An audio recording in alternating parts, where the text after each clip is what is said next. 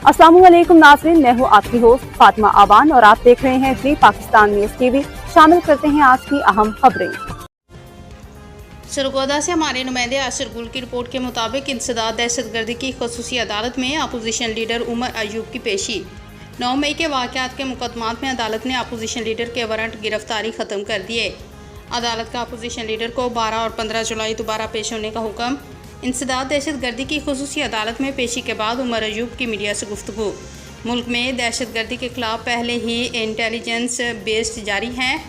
उमर अयूब, किसी नए ऑपरेशन की ज़रूरत नहीं, आवाम की राय को भी अहमियत देनी चाहिए। मैंने अपने अजीज़ को खुद दफन किया, वो बम धमाके में शहीद हुआ। जंग जर्नैलों के कंधों पर नहीं होनी चाहिए।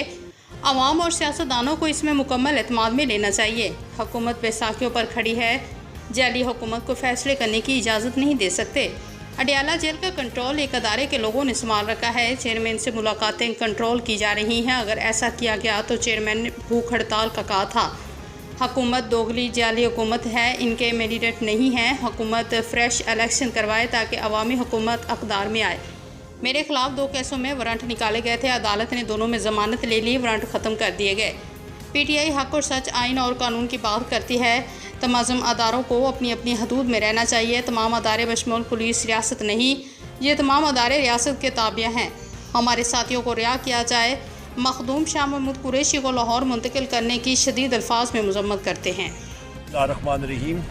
आज यहाँ पे हम लोग अपीयर हुए हैं, मेरे ख़िलाफ़ वारंट निकाले गए थे और वो एक रूटीन का इशू था, पर जो मियाँ वाली पुलिस है उसको प्रेशराइज़ किया गया था और वहाँ पे इस्लामाबाद गए थे, 2 पुलिस के लोग गए थे, 7 इस्लामाबाद पुलिस के थे और सादे कपड़ों में नामालूम अशख़ास मेरे घर पे उन्होंने रेड किया था। पुलिस का बहाने, हिले बहाने जो होते हैं वो चल रहे हैं, पर जज साहब ने वो वारंट जो है हाज़िरी पे ख़त्म कर दिए थे और एक दूसरे केस पे भी वारंट थे, उसकी भी उन्होंने वो उसको भी ख़त्म कर दिए हैं, कैंसिल कर दिए उन वारंट्स को। और अगली पेशी जो रूटीन की होगी उसमें होंगे।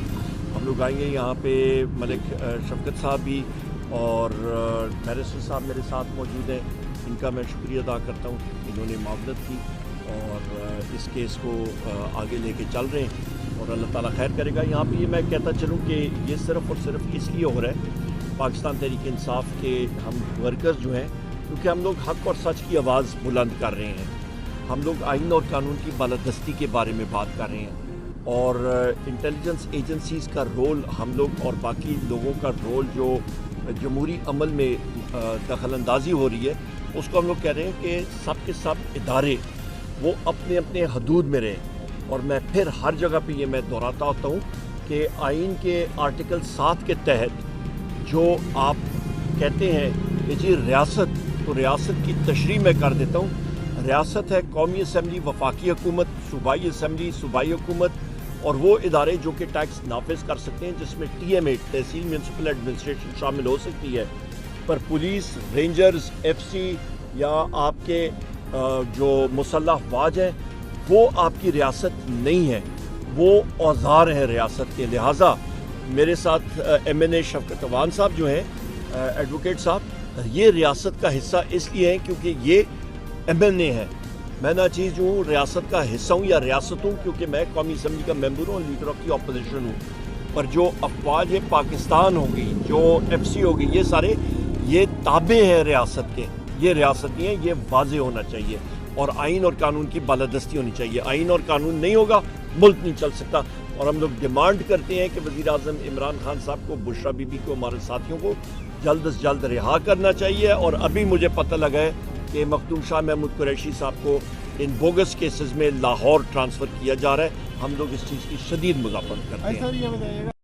अब तक के लिए इतना ही। मज़ीद खबरों और अपडेट से बाखबर रहने के लिए देखते रहें जी पाकिस्तान न्यूज़ टीवी। अल्लाह निगहबान।